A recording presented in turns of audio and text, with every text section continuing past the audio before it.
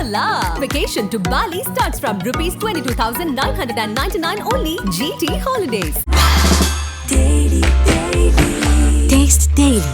Taste the Daily.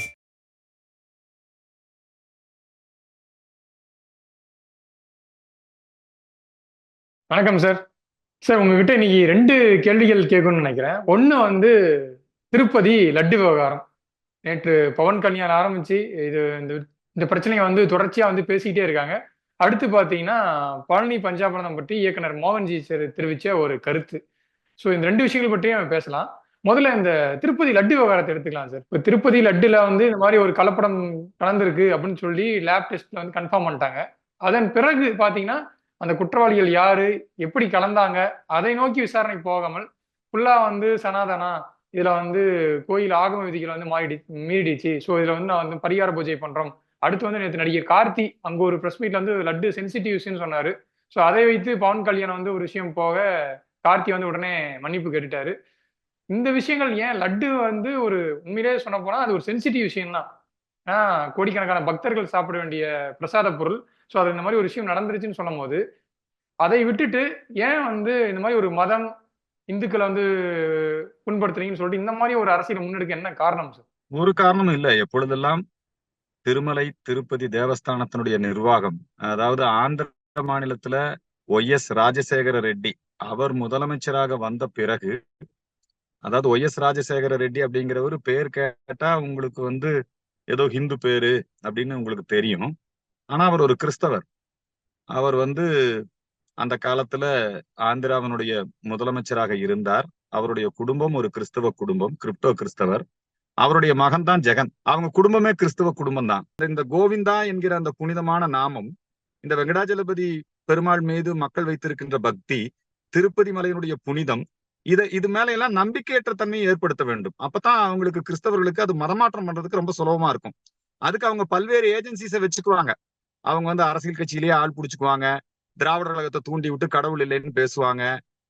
அது ஆந்திரா சாமி அங்க ஏன் போறேன்னு சொல்லுவாங்க.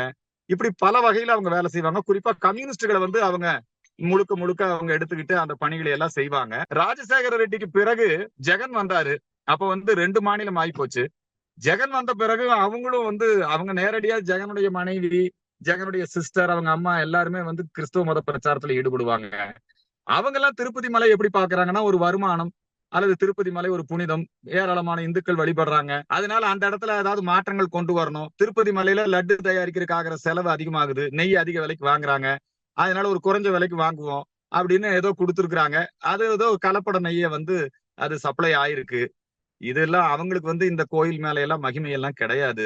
கோயில் மேல நீங்க சொன்ன மாதிரி அவங்களுக்கு மகிமை கிடைக்காதுன்னா, அடுத்து ஒரு துணை முதலமைச்சர் பவன் கல்யாண் இருக்காரு. குற்றவாளிகள் என்ன நடந்துச்சு, யார் தப்பு பண்ணாங்கன்னு அதை விட்டுட்டு ஏன் சார் மறுபடியும் அந்த குற்றவாளி அதுல ஜெகன் தானுங்க. குற்றவாளி யாரு? குற்றவாளி ஜெகன் தான். அப்படியே நடவடிக்கை எடுக்கலாமா சார்? பவன் கல்யாண் அதை பண்ணலையே. அது விசாரணையில தான் தெரிய வரும். புரியுதுங்களா? அதுதான் ஆந்திர பிரதேச முதலமைச்சர் சந்திரபாபு நாயுடு அதுல நடவடிக்கை எடுப்பேன்னு சொல்லி இருக்கிறாரு. குற்றவாளி ஏங்க இது மாதிரி எங்காவது ஒரு கிறிஸ்தவ மதத்துல நடந்திருந்ததுன்னா ஒத்துக்குவாங்களா? எங்க கோடிக்கணக்கான மக்களுடைய உணர்வுகளை நீங்க காயப்படுத்தி இருக்கிறீங்க. நீங்க எல்லாம் எப்படி இந்த திமுக ஐடிவிங்க எல்லாம் என்னன்னு நீங்க போடுறீங்க? மாட்டு தின்னுட்டியா? மாட்டு கொழுப்பு கலந்து தின்னுட்டியா? எவ்வளவு கேவலமா எழுதுனா அந்த பியூஸ் மானுஸ் மாதிரி ஆளுகள்லாம். அயோக்கியத்தனம் இல்லது. இவங்க மேல எல்லாம் நடவடிக்கை எடுக்க வேண்டாம். அது குற்றவாளிகள் மேல நடவடிக்கை எடுக்கணும். வெங்கடாஜலபதி அங்க ஒரு மிகப்பெரிய ஒரு மோசமான ஒரு செயல் நடந்திருக்குது. அதுக்கு நாங்க பரிகாரம் பண்றோம். பவன் கல்யாண் ஒரு முன்னெடுப்பு எடுத்திருக்காரு. உண்மையிலேயே பவன் கல்யாணம் பாராட்டணும். அதுல என்ன அவர் செஞ்சது என்ன தப்பு? கோடிக்கணக்கான மக்களுடைய உணர்வுல நடிகர் கார்த்தி அதான் சொன்னாரு. இது லட்டு பத்தி பேசல, சென்சிட்டிவ் விஷயம் சொன்னாருங்க. நடிகர் கார்த்திக்கும் சிவகுமாருக்கு என்னங்க வேலைங்க சார்? அவங்க பட ப்ரமோஷன் பட ப்ரமோஷனுக்கு போயிருக்காரு சார். போறவன் அங்க போய் ரூம் போட்டுக்கிறான், அங்க போய் என்னென்னமோ பண்ணிட்டு வர்றான்னெல்லாம் சிவகுமார் மாதிரி ஆளுங்க.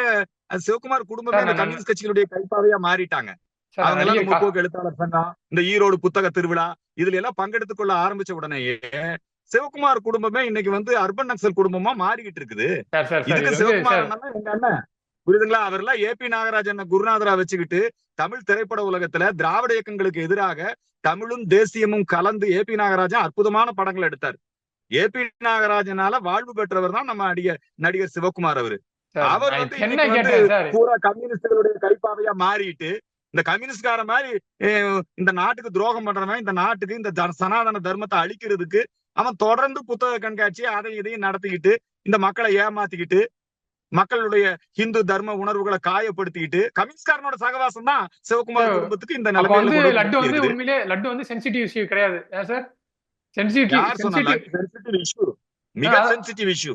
அதத்தான் நேத்து கார்த்தி சொல்லிருக்காரு. இல்ல சார், அதத்தான் நடிகர் கார்த்தி சொல்லிருக்காரு. கார்த்தி வந்து ஏங்க, கார்த்தி வந்துங்க அவர் வந்து ஏதோ புத்தகத்தை படிச்சுக்கிட்டு என்னங்க அவர் என்ன சொல்லி இருக்கிறாரு? கார்த்தி எதுக்கு இந்த விஷயத்துல தலையிடுறாரு? ஏங்க சார் என்ன நடந்துச்சுன்னு சொல்றேன் சார், என்ன நடந்துச்சுன்னு சொல்லிடுறேன் சார். சூர்யா, ஜோதிகா போன்றவர்கள் எல்லாம் இங்க இருந்து அவங்க குழந்தைகளையே அங்க போய் மும்பைக்கு போயிட்டாங்க, புரியுதுங்களா? ஏன்னா இங்க வந்து அவங்க அகர கட்டளை எல்லாம் தமிழ்ல படிக்கணும், நாங்க மும்மொழி திட்டம் வேண்டாம், புதிய கல்விக் கொள்கை வேண்டாம், இதெல்லாம் பேசுனீங்கல்ல. இப்ப எதுக்கு போய் உங்க குழந்தைகளோட அங்க போய் உங்க குழந்தைங்க மட்டும் நல்லா படிக்கணும், நாட்டுல மத்த குழந்தைகளை படிக்க கூடாது? அது என்னங்க அநியாயமா இருக்குது?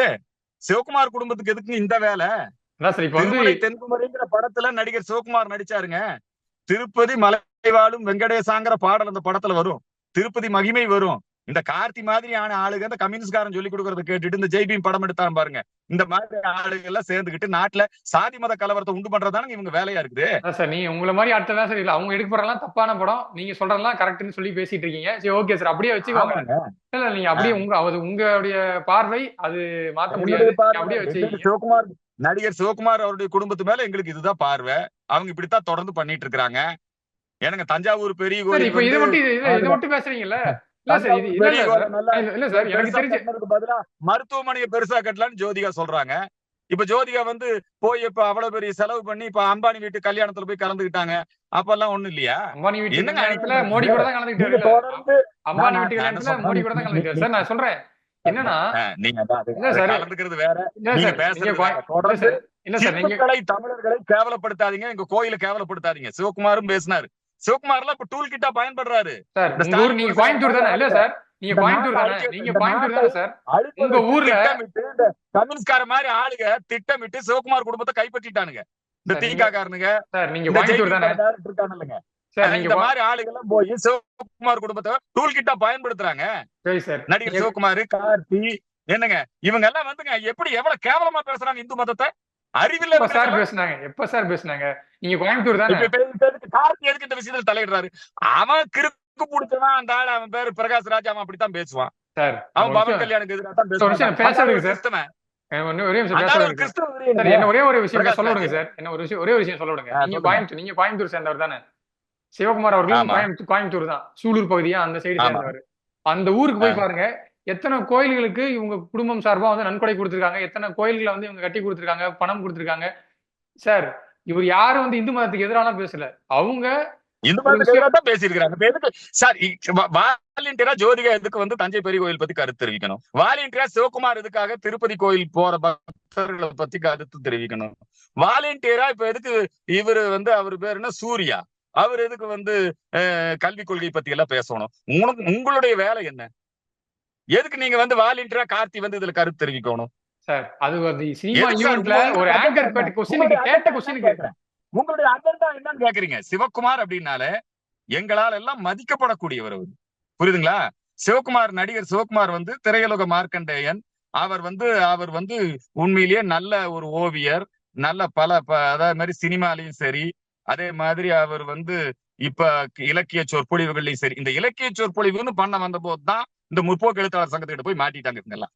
கம்யூனிஸ்ட்காரங்க இவங்களை டூல் கிட்டா பயன்படுத்துறாங்க. ஏன் சார் கம்யூனிஸ்ட் முற்போக்கு எழுத்தாளர் சங்கத்துல எப்பயுமே தரக்குறைவாக பேசிட்டு இருக்கீங்க?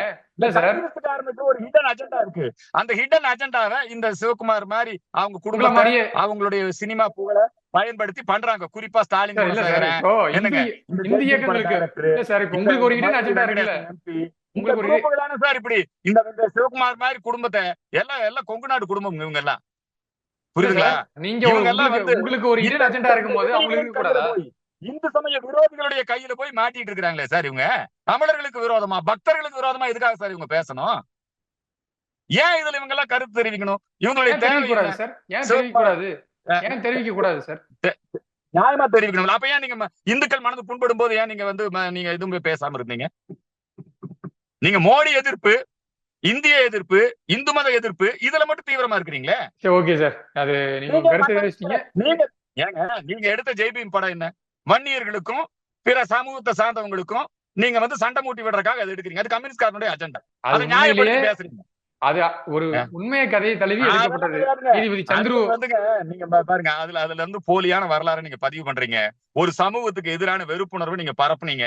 இதெல்லாம் நீங்க சும்மா உண்மையிலேயே இந்த கம்யூனிஸ்ட்காரன் பேசுற மாதிரி என்கிட்ட பேசாதீங்க. சரி, ஓகே சார். திருட்டு போயிருங்க இந்த கம்யூனிஸ்ட்காரன். அவன் நேரடியா பேச சார், மாட்டான். இது நான் உண்மையா சார், திருட்டு பசங்க எல்லாம் சொல்லாதீங்க சார்.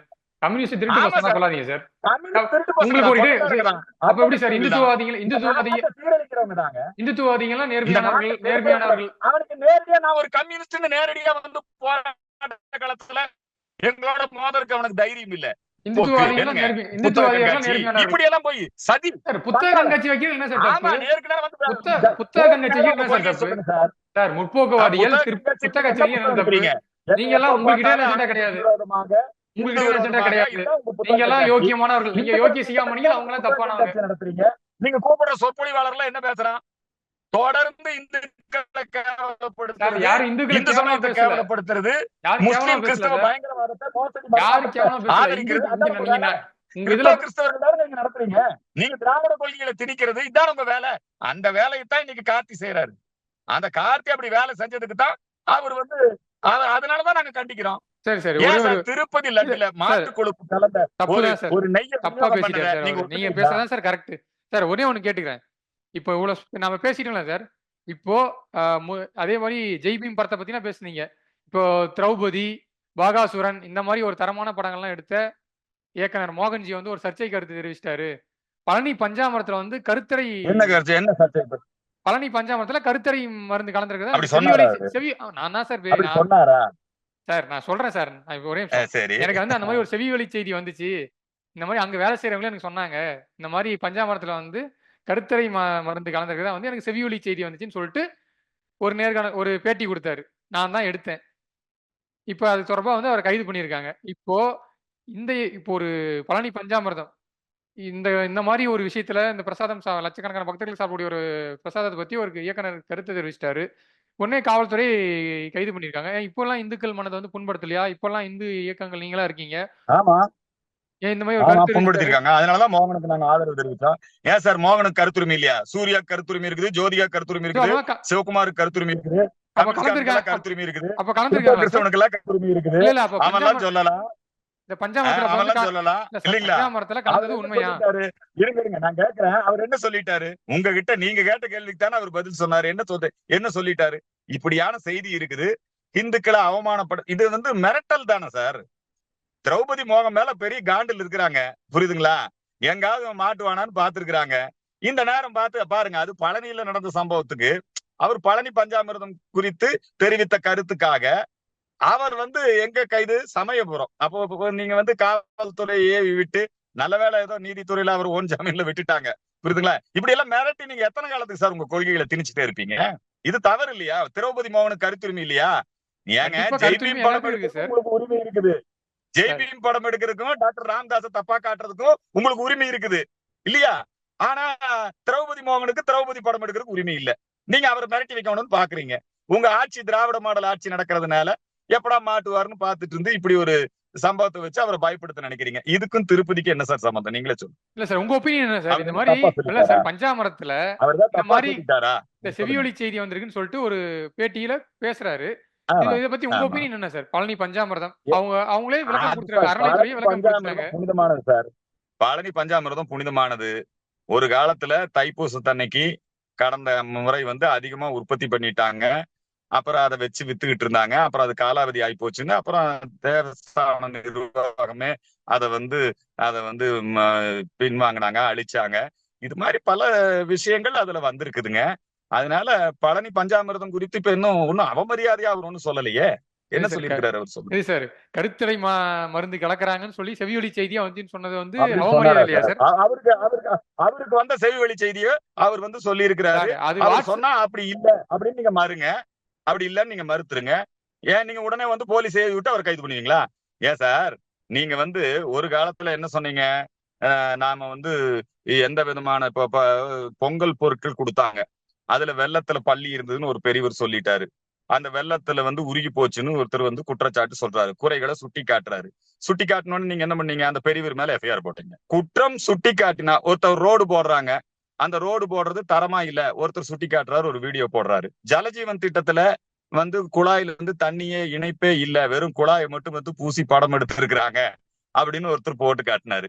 உடனே அவங்க மேல எல்லாம் வழக்கு. அப்ப ஆட்சியினுடைய குறைகளை சுட்டி காட்டினா, இப்படி ஒரு செய்தி வந்திருக்குன்னு சொன்னா உடனே அவரை கைது பண்ணி அவரை அச்சுறுத்துவது எந்த வகையில நியாயம்? நீங்க சொன்னீங்களா சார் லட்டு, அதே ஐ மீன் என்ன சொல்றது, பைப்பை பத்தி பேசுனீங்க, அதே மாதிரி வெள்ளத்தை பத்தி சொன்னீங்க.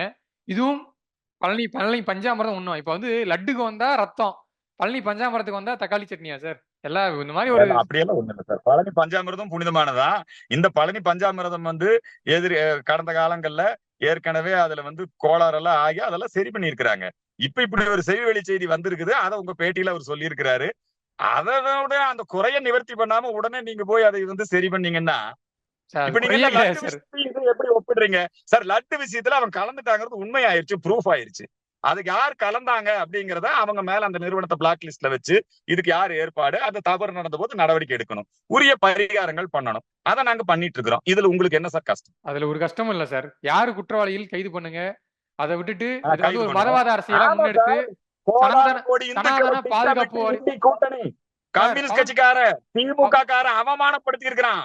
பவன் கல்யாண் சொல்றாரு, பவன் கல்யாண் சொல்றாரு, அவங்களுடைய அந்த பதிவு எல்லாம் போய் பாருங்க. நீங்க பவன் கல்யாண் சொல்றாரு, போய் பாருங்க. உடனே நீங்க வந்து இவரு மோகன்ஜி சத்திரியனை உடனே கைது பண்ணிட்டீங்கல்ல, ஏன் பியூஸ் மானஸை கைது பண்ணல? இந்த திராவிடர் கழக அந்த வெளியீடுகள் எல்லாம் பாருங்க. நீங்க அந்த இதெல்லாம் போய் பாருங்க, எவ்வளவு மோசமா திருப்பதி பத்தி அவங்க பேசுறாங்க, எவ்வளவு கேவலமா எழுதுறாங்க. போய் துர்கா மாவட்ட சொல்லுங்களேன். என்னங்க இதெல்லாம் தப்பு இல்லையா? என்னங்க இத சொன்னா நீங்க உடனே பிரச்சனையை டைவர்ட் பண்றீங்க. பழனி பஞ்சாமிரதத்துல மோகன்ஜி ஏதோ சொல்லிட்டாரு, என்ன பழனி பஞ்சாமிரதம் தப்பு இருந்தா சரி பண்ணுங்க, என்ன பிரச்சனை? இதுல எதுக்கு சார் கார்த்தி, இந்த பிரகாஷ்ராஜ் இவங்க எல்லாம் எதுக்கு சார் இதெல்லாம் பேசுறாங்க? சார் கார்த்தி இப்படி ஒரு நடந்துட்டா ஒத்துக்குவீங்களா? நல்லா தெரிஞ்சுக்குங்க. இன்னும் என்னெல்லாம் பண்ணுவீங்க இந்த நாட்டுல? நீங்க பண்ணா கரெக்ட் சார். இந்த நாடு எங்களுக்கு இருக்கிற ஒரே நாடு இந்த நாடு. இந்த நாட்டுல வந்து நீங்க மோசடி மதமாட்டம் பண்றதுக்காக எங்க நாட்டுல இருக்கக்கூடிய மக்களை அவமானப்படுத்தி, அசிங்கப்படுத்தி, கேவலப்படுத்தி, எங்க நாட்டு மக்களை மதமாத்துறதுக்கு திட்டம் போட்டு உங்களுடைய ஆக்டோபஸ் கரங்களால நீங்க வேலை செஞ்சுட்டு இருக்கிறீங்க. ஏதோ கொஞ்சம் நஞ்சம் நாங்க வந்து கொஞ்சம் ஒரு விழிப்புணர்வு ஏற்படுத்தி பண்றோம். உடனே எங்களை மத வெறியரு அது இது நல்லா சும்மா சொல்லி நீங்க எங்களை கார்னர் பண்ணாதீங்க. இந்த உலகத்துல எங்களுக்கு நாடே கிடையாது சார். திருமலை திருப்பதி ரொம்ப மிகவும் புனிதமானது, புரியுதுங்களா? இன்னைக்கும் ஒன்னால பல பேரை மதமாத்த முடியலன்னா அதுக்கு வெங்கடாஜலபதி ஏழுமலையான் தான் காரணம். அந்த ஏழுமலையான் மேல சந்தேகத்தை, அந்த ஏழுமலையான் பிரசாதத்தை வந்து அவமதிக்கிறது, அதுல ஒண்ணும் புனிதத்தன்மை இல்ல அப்படிங்கிற மாதிரியான ஒரு தோற்றத்தை உருவாக்குறது, இதெல்லாம் தீகா காரணம் வச்சு கிறிஸ்தவர்கள் பணம் கொடுத்து இதையெல்லாம் செய்ய வைக்கிறாங்க. கிறிஸ்தவர்கள் ஆட்சி அதிகாரத்தை எல்லா கட்சியும் கைப்பற்றிருக்கிறான். கிறிஸ்தவன் எல்லா கட்சியும் கிறிஸ்தவங்க, காங்கிரஸ் கட்சியும் கிறிஸ்தவர்கள் இட்டாலிக்காரங்க கைப்பற்றிட்டாங்க. பாஜக மட்டும் தான் புனிதமா இருக்கு. பாஜக மட்டும் தான் புனிதமா இருக்கு சார். பிஜேபி புனிதமான கட்சி தான். அதுல என்ன உங்களுக்கு சந்தேகம் சொல்லுங்க? பிஜேபி புனிதமான கட்சி தான், அதுல என்ன உங்களுக்கு சந்தேகம்? அதனாலதான் டெய்லியும் போட்டு திட்டிகிட்டே இருக்கிறீங்க. இல்ல சார், அது நீங்க என்ன சந்தேகம் கேட்டீங்க? சிவகுமார் குடும்பத்தோட வாழ்நாள் லட்சியம் என்ன? சங்கம் பேர் போர்வியில் இருக்கிறவனுங்க அவங்க போய் இதைவே புடிச்சிட்டாங்க. உதயநிதியை கூட குடும்பத்தையே போய் புடிச்சிட்டாங்க பாருங்க. உதயநிதியை வச்சு சனாதனத்தை ஒழிப்பாங்கிறான். உதயநிதியை வந்து கிறிஸ்தவராவே மாத்திட்டாங்களே சார். இது உதயநிதியே மதம் மாத்திட்டாங்களே. இது உதயநிதிக்கு தெரியுமான்னு தெரியல சார். நீங்க சார் அவரை வந்து கிறிஸ்தவரா மாத்திட்டு ஏன் சார் இது? சரி ஓகே சார், நான் சொல்றேன். அவர் சொன்னாரு சார், இது அர்ஜுன் சம்பத் சொல்லல, அவரே சொல்லி இருக்கிறாரு. சங்கிகள வயிறு எரியட்டும், நான் கிறிஸ்தவரை மாறிட்டேன், நான் கிறிஸ்தவன் தான், கிருத்தியா ஒரு கிறிஸ்தவ பெண்மணி தான். அது ஒண்ணும் இல்ல சார். அது யாரு என்ன மதம் பிடிக்குதோ அந்த மதம் ஃபாலோ பண்ணிட்டு போக வேண்டியதான். மாறி கட்சியை கைப்பற்றிட்டாங்க, நாட்டை கைப்பற்றிட்டாங்க. இந்துக்கள் அரசியல் அனாதைகளா இருக்கிறோம். இதுல என்ன சார் நாங்க இந்த குற்றச்சாட்டை வைக்கிறோம் சார்? ஆளுங்கட்சியாவே இருக்கீங்க, இதுல என்ன சார்? ஏன் சார் இந்தியாவே ஆளக்கூடிய கட்சி உங்க கட்சியா தான் இருக்கு. நீங்க சொன்ன ஆளக்கூடிய கட்சியா இருந்தாலும் பூரா புடிப்பான அவங்ககிட்ட இருக்குது. நரேந்திர மோடினால என்ன பண்ண முடிஞ்சது? ஒண்ணும் பண்ண முடியலையே. இவங்க காப்பாற்ற முடிஞ்சதா? நரேந்திர மோடினால வங்காளதேச இந்துக்களை காப்பாற்ற முடிஞ்சுதா? என்ன பண்ண முடிஞ்சது எங்கனால? நிறைவா ஒண்ணு சொல்லிக்கிறேன் சார். நீங்க வந்து பாஜக புனிதமான கட்சி, அதுல என்ன சந்தேகம் கேட்டீங்க? நிறைய சந்தேகங்கள் இருக்கு. ஆனா அது கேட்டா இப்போ நேரம் பத்தாது. சந்தேகம் நீங்க பண்ணிட்டே தான் இருப்பீங்க, சந்தேகப்பட்டுட்டு தான் இருப்பீங்க. அதுக்கு நாங்க என்ன பண்றது? நாங்க ஏதோ எங்க தர்மத்தை, எங்க நாட்டை, எங்க மொழியை, எங்க பண்பாட்டை காப்பாத்துறதுக்கு வேலை செய்யறோம். உங்களுக்கு எங்களை எல்லாம் பார்த்தா என்ன தெரியுதுன்னா இவங்க எல்லாம் மதவெறியர்கள்னு தெரியுது. உங்களுக்கு அந்த மோசடி மதமாற்றம் பண்றவன் கொண்டு வைக்கிறவன் அவனை எல்லாம் பார்த்தா நல்லவனா தெரியுது. என்ன பண்றது? இல்ல உங்களுக்கு எப்படி கம்யூனிஸ்ட் முற்போக்கு எழுத்தாளர்கள் எல்லாம் பார்த்தா ஒரு பார்வை இருக்கோ அதே மாதிரிதான் அவன் எங்களுக்கு என்னங்க உங்களை பார்க்கும்போது இன்னொரு பார்வை நான் இருக்கு. என்னங்க பிற்போக்கு? அவன் தான் முற்போக்கா? இந்து மதத்தை எடுத்து அவன் முற்போக்கு இல்லையா? இந்து மதத்தை ஏத்தா மட்டும் இல்ல சார், அதை தாண்டி நிறைய விஷயங்கள் இருக்கு. என்ன அதை தாண்டி நிறைய விஷயங்கள் இருக்கு. ஓகே அது சார். கிடையாதுங்க. முற்போக்கு எழுத்தாளர் சங்கம்ங்கிற போர்வையில அது இப்ப திமுக ஆட்சி வேற ஆகி போச்சுங்களா, கூட்டணி கட்சி வேற ஆயிட்டானுங்க. எல்லா கலெக்டரும் கம்யூனிஸ்ட்காரன் சொல்றதான் கேட்கறான். கலெக்டர்களை வச்சுட்டு அவங்க எப்ப பார்த்தாலும் RSS எதிர்ப்பு பிரச்சாரம், மோடி எதிர்ப்பு பிரச்சாரம், இந்த புத்தக கண்காட்சியில் நடத்தக்கூடிய சொற்பொழிவு எல்லாம் இதான் பண்ணிட்டு இருக்காங்க. வேற என்ன பண்ணிட்டு இருக்காங்க? அதான் சார், நீங்களும் ஒரு புத்தக கண்காட்சி நடத்துங்க, அது நீங்களும் ஒரு சொற்பொழி ஆற்றுங்க. இல்ல சார், சார், நாங்க நீங்களும் ஒரு புத்தக கண்காட்சி நடத்துங்க, தெரியல. நீங்களும் ஒரு எங்களுக்கு கருத்து தெரிவிங்க. எல்லாம் இலவசமா யாரும் வேணான்றாங்களா? வாங்கிக்கங்க. அதான் எங்க வேலை. இந்து மதத்துக்கு பிரச்சாரம் பண்ணிட்டு இருக்கிறதா? இந்து மதத்துக்கு பிரச்சாரமே தேவையில்லை சார். கம்யூனிஸ்ட்காரனுக்கு தான் அந்த அதுவும் வெறுப்பு பிரச்சாரம். நாடு முழுக்க இருக்கக்கூடிய இந்துக்கள் மேல அவதூறு பிரச்சாரம், வெறுப்பு பிரச்சாரம் தொடர்ந்து பாகிஸ்தான் கூடவும் என்னங்க மிக மோசமா இந்தியா சீனா கொரோனா நோயை பரப்புனா பாருங்க கம்யூனிஸ்ட்கார உலகத்துல. சார், அதுக்கு என்ன சார் ஆதரவா இருந்தா புதுசா பாருங்க சீனாவுக்கு. என்ன சார் புதுசா ஒரு புதுசா குணம் வச்சிருக்கீங்க? கொரோனா கொரோனாவை பரப்புனது communist sir. Corona virus sir. பேருங்க. சார், அது பேரே நீங்க சார் கொரோனா வைரஸ் தான். சீனா கிட்ட தான் வந்து எல்லா பொருளும் வாங்கணும்னா புரியுதுங்களா? இவன மாதிரி ஒரு தேச துரோகி மனித குல விரோதி உலகத்துல எவனுங்க இருக்கிறான்? நீங்களே சொல்லுங்க. கொரோனாவை பரப்பலாமா இந்தியா? சார், கொரோனா பரப்புனது சீனான்னு சொல்லுங்க. சீனான்னு சொல்லுங்க. சீனா கடந்து ஆர்ஜின் கம்யூனிஸ்ட் தானே? யாரு கம்யூனிஸ்ட்? சீனாவோட கம்யூனிஸ்ட் தோழர்கள் தானே மாவோ, சீனா, அவங்க தானே இவங்க. ஓகே சார், அதான் நம்ம வந்து எவ்வளவு மோசமான ஒரு கெட்ட எண்ணம் படைச்சவங்களா இருக்காங்க இவங்க. அதான் சார், அப்படி பரப்புனாங்க நம்ம 6 மணிக்கு கைத்தட்டி கொரோனா விரட்டிட்டுமே. கோ கொரோனான்னு விரட்டணுமே. கைத்தட்டி தட்டு வச்சு தட்டி தட்டணுமே. அதனாலதான் நம்ம ஊசி கண்டுபிடிச்சோம். அந்த ஊசி அப்புறம் கோமியம் குடி சொன்னாங்க. கோமியம் குடிச்சா கொரோனா போயிடுவாங்க. மருந்து கோமையும் தான் மருந்து. இப்ப கம்யூனிஸ்ட்காரனா மருந்து. ஊசி கண்டுபிடிக்கிறத எதிர்த்தவங்க இவன். இந்திய நாட்டு வைத்தியத்தை எதிர்த்தவனுங்க இவன். இவன மாதிரி ஒரு சண்டாளன் சதிகாரன். நாட்டு மக்கள் செத்து மடிறான். அந்த செத்து மடிகிற மக்கள்ல இன்பம் காண்றவன் தான் அந்த கம்யூனிஸ்ட்காரன். பரிதாபப்படுறவங்க தான் இந்துக்கள். இல்ல, பரிதாபப்படுறது தான் இந்துத்துவாதிகள். மாட்டுக்கறி சாப்பிட்டா அடிச்சு கொல்றது. இந்த மாதிரி பரிதாபப்பட்டு நாங்க யாரையும் அடிப்பீங்க? கம்யூனிஸ்ட்காரன் தான் அடிச்சு கொண்டான். தியான்மன் சதுக்கத்துல மாணவர்கள் மேல பீரங்கி வச்சு ஏத்துனானுங்க. சொந்த குடிமக்களையே கொண்டானுங்க கம்யூனிஸ்ட்காரன். இந்த கம்யூனிஸ்ட்காரன் மாதிரி மனித குல விரோதி உலகத்துல எவனுங்க இருக்கிறான்? இந்த சொல்றீங்களே ஸ்டாலின், லெனின் எல்லாம் மக்களை கொண்டவனுங்க தானுங்க இவனுங்க எல்லாம். அந்த நாட்டுல வேற கட்சி ஆரம்பிக்க முடியுமா? கம்யூனிஸ்ட் கார்டுல ஜனநாயகம் பேச முடியுமா? ஆனா இங்க இந்தியால மட்டும் வந்து இவங்க எல்லா வேலையும் செய்வாங்க. முழுக்க முழுக்க இந்திய விரோதம், இந்து விரோதம், என்னங்க முஸ்லீம் கிறிஸ்தவ பயங்கரவாதத்துக்கு, மோசடி மதமாற்றத்துக்கு துணை போறது அதானுங்க கம்யூனிஸ்ட் இலக்கியங்கள். எங்களை கேவலப்படுத்துறதான கம்யூனிஸ்ட் இலக்கியங்கள். அதுலதானே சிவகுமார் மாதிரி ஆளுங்க இந்த குடும்பங்கள் எல்லாம் டூல் கிட்டா மாறிட்டாங்க. ஓகே சார், நேரம் ஒதுக்கி நிறைய விஷயங்களை பேசுனீங்க. நேரத்துக்கு நன்றி சார். நன்றி. Hola! Vacation to Dubai starts from ₹29,999 only. GT Holidays. Taste the Daily. Taste the Daily.